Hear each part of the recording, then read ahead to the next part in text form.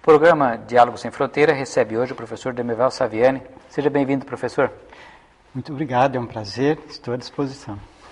O professor Saviani, ele tem uma formação que eu diria sui generis, porque formado em filosofia, depois fez o doutorado na Pontifícia Universidade Católica de São Paulo, é nosso professor aqui da Universidade Estadual de Campinas, da nossa Faculdade de Educação já há bom tempo. Ele é um professor emérito da nossa universidade e é coordenador de um grupo de pesquisa justamente sobre a questão da educação e sociedade, uma das grandes referências na área. Então, o tema de hoje, que nós vamos tratar, professor Saviani, é justamente sobre a questão da educação e da sociedade, a relevância, a relação disso. Então, a primeira pergunta que eu faria é qual a relação que podemos ver entre sociedade e educação?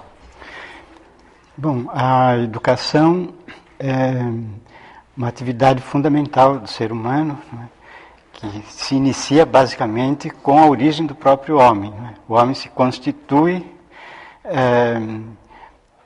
como um animal diferenciado, né, na medida em que, em lugar de se adaptar à natureza, ele tem a necessidade de adaptar a natureza a si. Então, ele se constitui produzindo sua própria existência, agindo sobre a natureza e transformando-a. Mas isso, então, significa que ele, para agir sobre a natureza e transformá-la, ele necessita aprender a fazer isso. Né? E, nas origens, ele aprendia essas coisas fazendo-as. Né? E, então, nas comunidades primitivas, a educação coincidia com a própria vida. Era vivendo, produzindo a sua existência, agindo sobre a natureza, que ele aprendia a agir sobre a natureza, a transformá-la. E nesse processo, as experiências que tinham bom resultado eram mantidas, conservadas, e foi compondo então o acervo da cultura humana. Né? Quer dizer, a primeira questão da educação é aprender a se fazer alguma coisa, por exemplo, um objeto de uma lasca, uma flecha, sim, para se poder transmitir, para que os filhos fizessem, e depois os netos, aí sim, entra a educação. Exatamente, é que o homem, ele é primeiro um ser gregário, ele vivia na tribo, né, vivia em conjunto com os outros, e é na relação com os outros e com a natureza que ele ia se desenvolvendo como homem. Né. Esse processo já, então, coincidia com a educação. Nessas condições primeiras, na comunidade primitiva, tudo era comum. A terra, o meio ambiente era comum e os homens também se desenvolviam em comum. E, portanto, o caráter social do homem está na própria origem de sua existência. A partir do momento em que ocorre a apropriação privada da terra, né, então os homens se dividem entre os proprietários e os não proprietários, né? E aquilo que era comum, então, agora passa a ser cindido. E isso vai se refletir também na educação. Né? A educação também passa por uma cisão. Né? Se diferencia a educação dos proprietários da educação dos não proprietários. A educação dos não proprietários, dos que tinham que trabalhar para sobreviver, para se manter e para manter o conjunto da sociedade, continua sendo feita no próprio processo de trabalho. Agora, a educação daqueles que dispunham de tempo livre passa a ser num espaço diferenciado. E é aí que surge a escola, porque a escola, em grego, skolé, significa o lugar do tempo livre, né? Do ócio, do lazer. Né? É aquele que tem tempo para não estar no campo trabalhando, pode se dedicar a estudar. Exatamente. E isto caracteriza então a sociedade antiga por oposição à sociedade primitiva de caráter comunista. O comunismo primitivo agora cede lugar a uma sociedade dividida em classes, né? A classe dos proprietários e a classe dos não proprietários. Na antiguidade, a forma de trabalho que mantinha o conjunto da sociedade era a escravidão, né?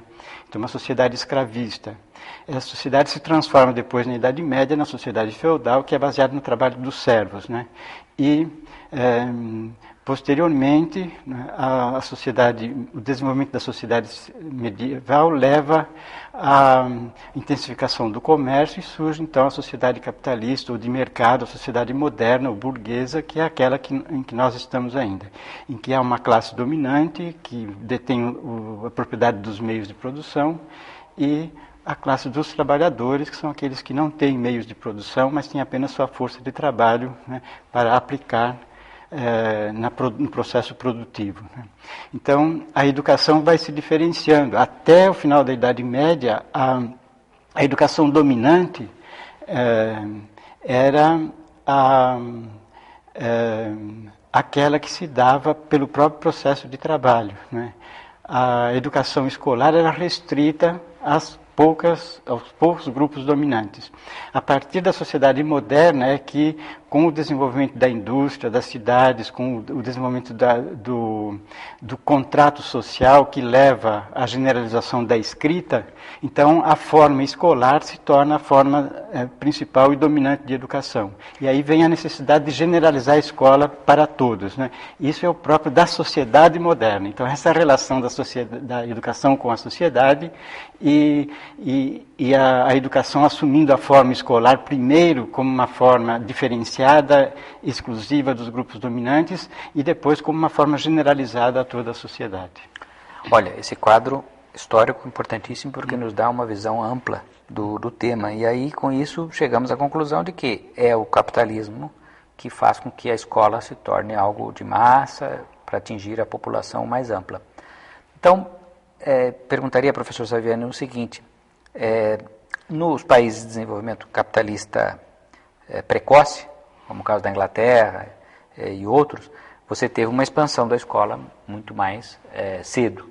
No caso do Brasil, que teve uma escravidão durante um período muito mais longo, até quase o final do século XIX, e a escola tardou muito mais a se generalizar. Então, eu gostaria que o senhor falasse um pouco para o nosso público da trajetória da relação da escola com a sociedade no contexto brasileiro especificamente. Certo.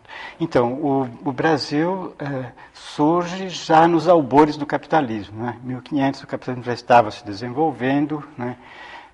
Embora ele vá se tornar pleno já no século XVIII, né? Com a primeira revolução industrial. Né? Mas o Brasil é um produto da expansão do comércio, né, europeu e que leva então às conquistas marítimas e com isto o Brasil se incorpora ao Império Português. Né. E na primeira fase, na fase colonial, tanto o Brasil como Portugal ainda eram dominantemente agrícolas, né? E as sociedades agrícolas não demandam a expansão da escola. Então nós tivemos, no caso do Brasil, uma tradição que determina consequências ainda hoje. Né? Nós temos uma dificuldade, né? Uma resistência das nossas elites em investir na educação. Isso vem desde as origens. Né? Aquilo que nós poderíamos chamar da primeira política educacional do Brasil foi o regimento de Dom João III, para orientar as ações do governador geral que vinha para o Brasil, Tomé de Souza, né? E com ele vieram os primeiros jesuítas. Eles vinham com o mandato do rei, né? Que determinava que os jesuítas devessem, então, catequizar os índios, né, expandir a fé cristã, porque Dom João III era muito, muito católico, né, e os jesuítas tinham uma ascendência sobre ele. Né, e então, a coroa mantinha os jesuítas aqui. Só que mandava recursos para alimentação e vestuário dos jesuítas, e não para criar escolas, para construir escolas. Então, o Manuel de Nóbrega, numa carta de agosto de 1552, né, portanto, 3 anos e meio depois de sua chegada aqui, ele dizia o seguinte: bom, como não vem dinheiro para construir, o que nós fazemos? Nós usamos o dinheiro para nossa manutenção para construir a escola, né, e na vestimenta nos serve ainda aquela com a qual chegamos aqui. Então, 3 anos e meio ele estava com a mesma batina. Né? E na alimentação vivemos de esmolas. Né? Então, já está aí nas origens esse problema da penúria do desenvolvimento da educação em nosso país. Né? Mas depois, os jesuítas, com a sua ascendência sobre Dom João III, eles fizeram lá um lobby e conseguiram, então, a redízima, ou seja, 10% dos impostos da colônia eram destinados à obra jesuíta. Então, em 1564, essa lei da redízima permitiu já uma maior facilidade para o ensino desenvolvido pelos jesuítas. Né?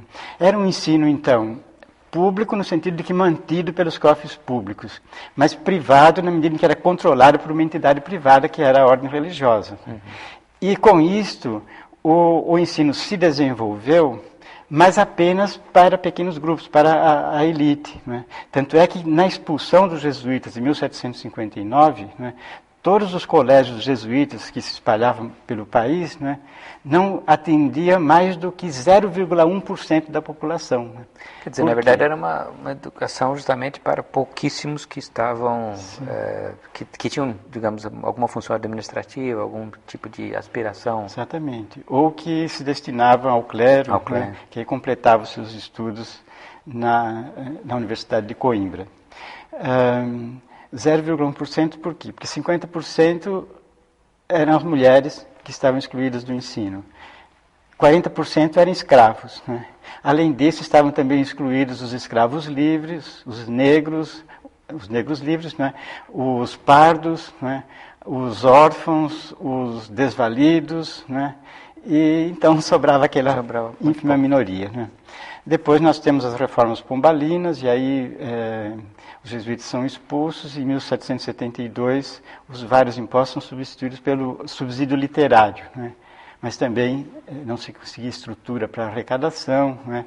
As escolas funcionavam na casa dos professores, às expensas dos próprios professores. E aí nós chegamos na independência no Império, né? Com essa mesma penúria. O Segundo Império, né? O governo central destinava em torno de 1% dos seus recursos para a instrução. Né? Em 1882, Rui Barbosa fez a seguinte observação: o governo geral dedica apenas 1,99% dos seus recursos para a instrução, né? Enquanto que o Exército nos leva 22%. Certo? Então, aí nós entramos na República e na década de 30, a Constituição de 34 determinou então a vinculação orçamentária. Né?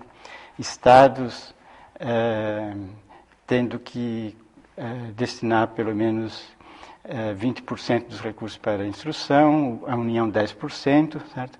Mas isso não era cumprido. Né? Os recursos para a educação, tanto da esfera dos municípios, como do Estado, como da União, eram menos do que a Constituição determinava. Isso se prolongou. Né? Depois de 88, foi restabelecida a vinculação com a Constituição de 88, porque a Constituição do Estado Novo eliminou a vinculação, né? A Constituição de 46 restabeleceu, mas a Constituição de 67 e de 69 do período militar também eliminou a vinculação, e com isto os recursos caíram de 9% para 4% entre 64 e 75, né?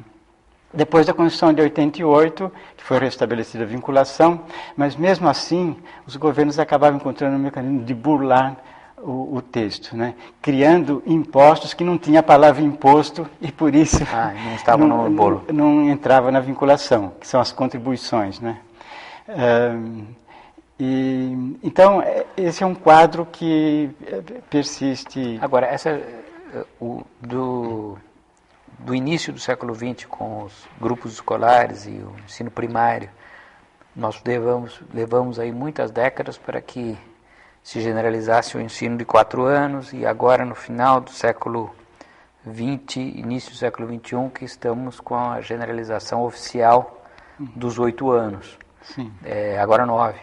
Então, como o professor vê essa questão da generalização do ensino fundamental, e os desafios do ensino médio também, que seria... Porque o ensino médio teve de elite, né, científico e clássico, quer dizer, era voltado justamente para uma classe média ou classe alta.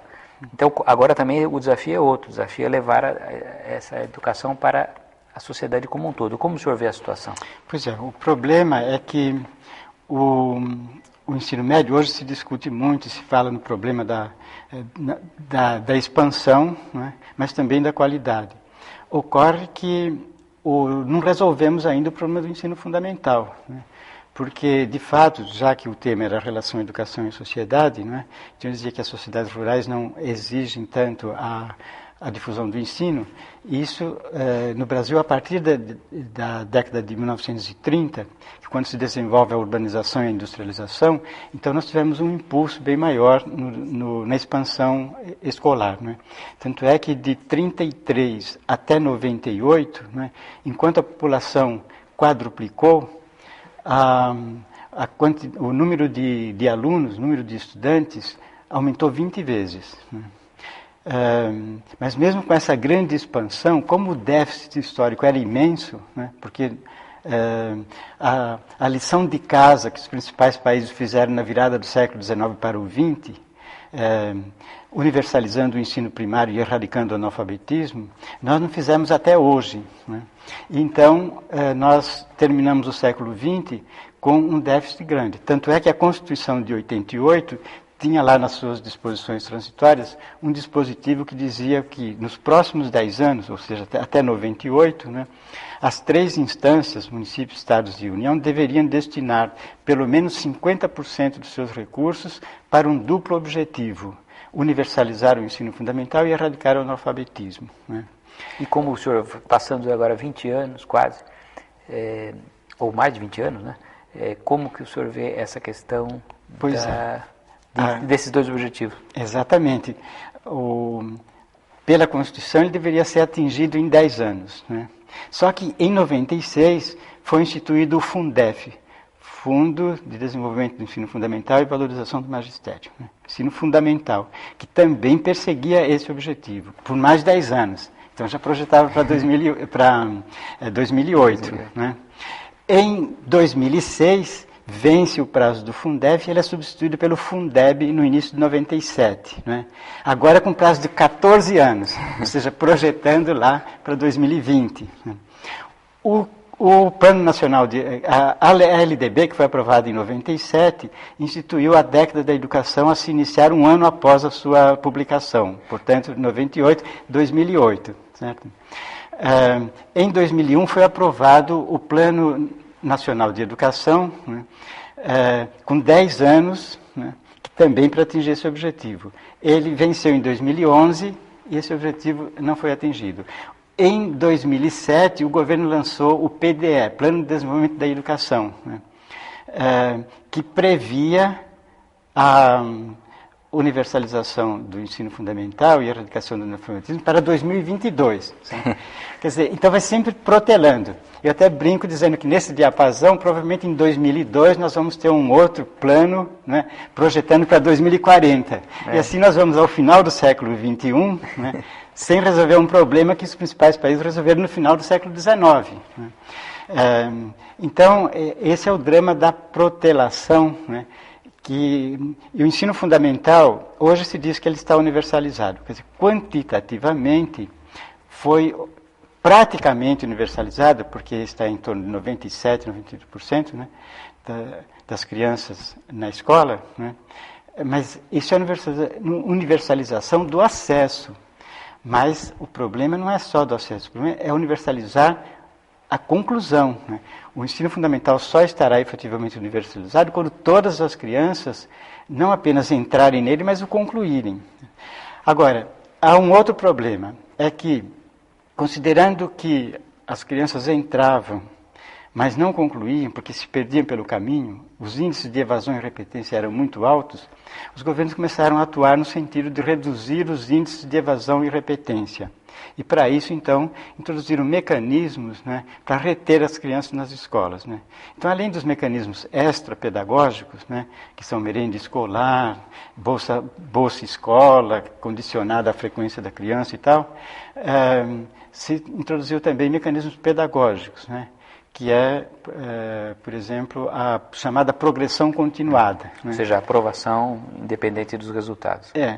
E isso fez com que, de fato, a permanência se ampliou, certo? Mas ao preço de não conseguir atingir os objetivos de aprendizagem previstos para aquele nível de ensino. Então, hoje, muitas crianças concluem o ensino fundamental, mas não estão ainda alfabetizadas, né? Então, esse é o drama do nosso país. Agora, esse drama, ele não vai se resolver enquanto não se assumir de fato aquilo que todos pregam no discurso, de que a educação é a primeira prioridade, quer dizer, a educação é um fator estratégico da chamada sociedade do conhecimento. Todos dizem isso, mas não põem em prática. E resistem, né, a ponto de, quando se consegue aprovar a lei do piso salarial, vários governos entram com arguição de inconstitucionalidade junto ao Supremo Tribunal Federal, né, que felizmente fez valer a Constituição, porque é claro que é constitucional, né, mas os governos não cumprem. Então, é isto que faz com que todas as promessas e todas as propostas que se fazem de resolver o problema da educação acabam fracassando. Agora, por exemplo, saiu mais um resultado de avaliação e o país está lá atrás na classificação. É verdade que essas avaliações também são questionáveis, né?